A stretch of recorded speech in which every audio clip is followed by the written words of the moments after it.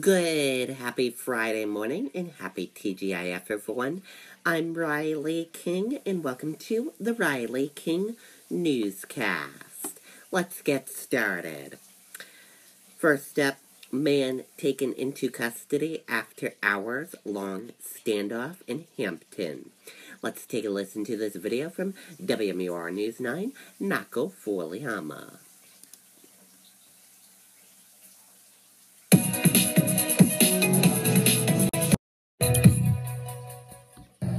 The standoff ended just after 7 p.m. at this home on Fairfield Drive. Hampton police took 22-year-old Michael Ellis of Haverhill, Massachusetts, into custody. At about 10 o'clock this morning, the Hampton police received information from the Massachusetts State Police that we had a wanted violent felon out of their jurisdiction that was now in Hampton.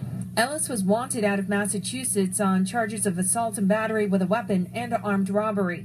Police say they got a tip he was staying in Hampton. He did not surrender on his own. He was given multiple opportunities to surrender, which he did not. He was found hiding in a crawl space in the building, and he was pulled down from the crawl space. Charlie Blackmore says his mom owns the house and says he's friends with Ellis, who he called Sam.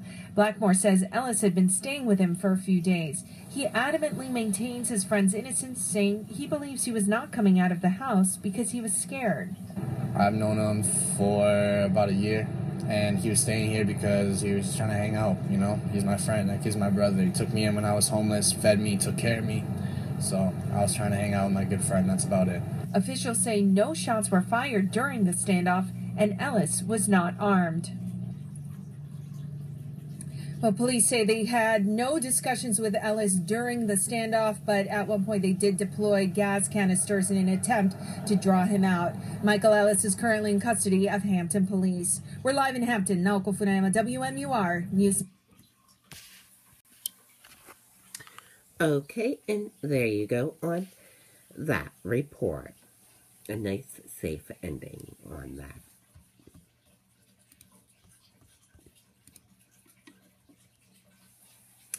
Woman discovers peeping Tom outside window in middle of the night.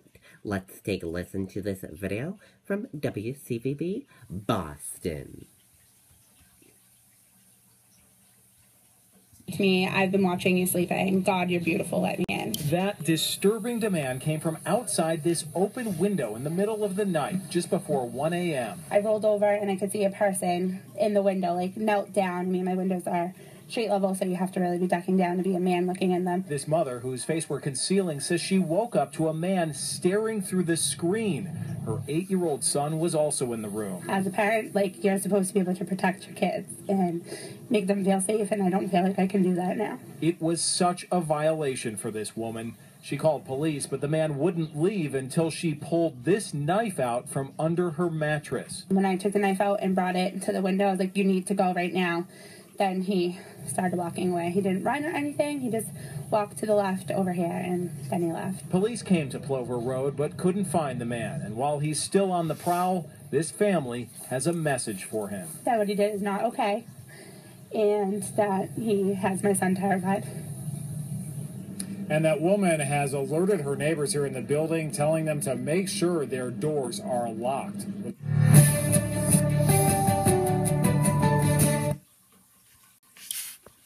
Okay, and there you go on that report.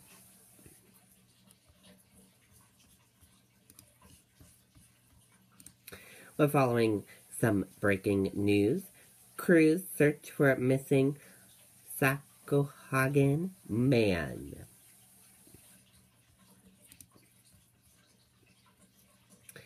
Maine wardens and Sacohagan police are searching for 71-year-old man Arthur Lowe, who was last seen at around 3:45 p.m. Thursday. He told his family he was going for a short walk but did not return.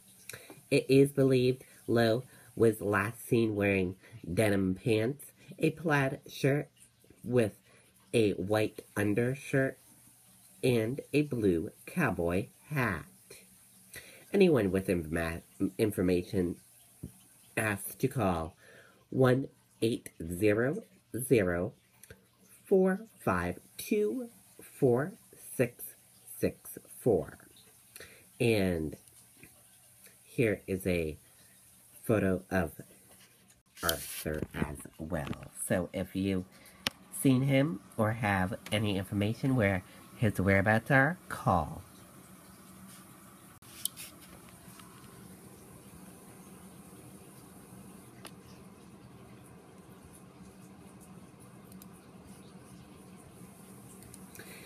And we're following some more breaking news.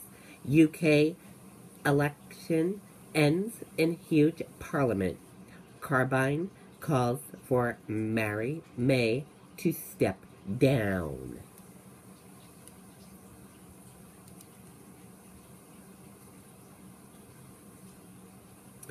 With a bulk of seats declared in the general election, no party has gained a clear majority, and the UK now faces a huge parliament.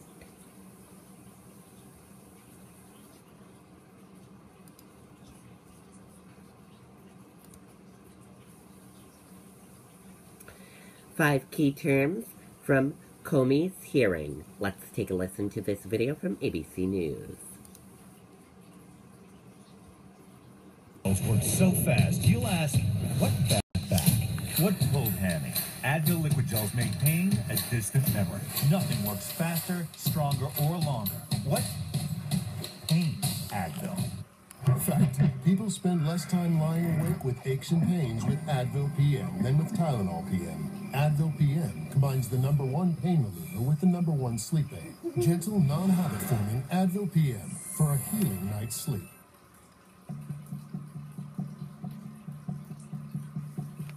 The president asked you repeatedly to be loyal to him, and you responded you would be honestly loyal, which is, I think, your way of saying, I'll be honest and I'll be the head of the FBI and independent. Is that fair?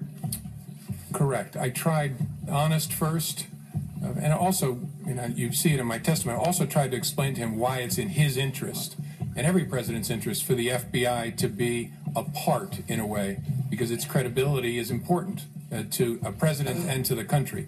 And so I tried to hold the line. It got very awkward, and I then said, you'll always have honesty from me. He said honest loyalty, and then I acceded to that as a way to end this awkwardness. And he said, quote, because I've been very loyal to you, very loyal. We had that thing, you know. Did that arouse your curiosity as what, quote, that thing was? Yes. Why didn't you ask him? It didn't seem to me to be important for the conversation we were having to understand it. I took it to be an effort to communicate to me that there is a relationship between us where I've been good to you, you should be good to me. Yeah, but I think it would intensely arouse my curiosity if the President of the United States said, we had that thing, you know. I'd like to know what the hell that thing is, particularly if I'm the director of the FBI. Yeah, I get that, Senator. Honestly, I'll tell you what, this is speculation, but what I concluded at the time is in his memory he was searching back to our encounter at the dinner and was preparing himself to say, I offered loyalty to you, you promised loyalty to me, and all of a sudden his memory showed him that did not happen, and I think he pulled up short. Do you know of any case where a person has been charged for obstruction of justice, or for that matter, any other criminal offense, where they said or thought they hoped for an outcome? I don't know well enough to answer.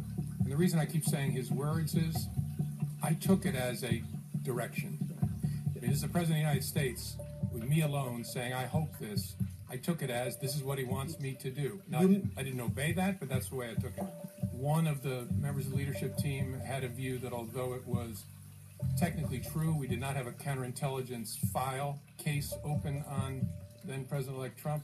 His concern was because we're looking at the potential, again, that's the subject of the investigation, coordination between the campaign and Russia, because it was President-elect Trump's campaign, this person's view was inevitably his behavior, his conduct will fall within the scope of that work, and so he was reluctant to make the statement that I made. I disagreed. I thought it was fair to say what was literally true. There is not a counterintelligence investigation of Mr. Trump, and I decided in the moment to say it, given the nature of our conversation. There should be no fuzz on this whatsoever. The Russians interfered in our election during the 2016 cycle.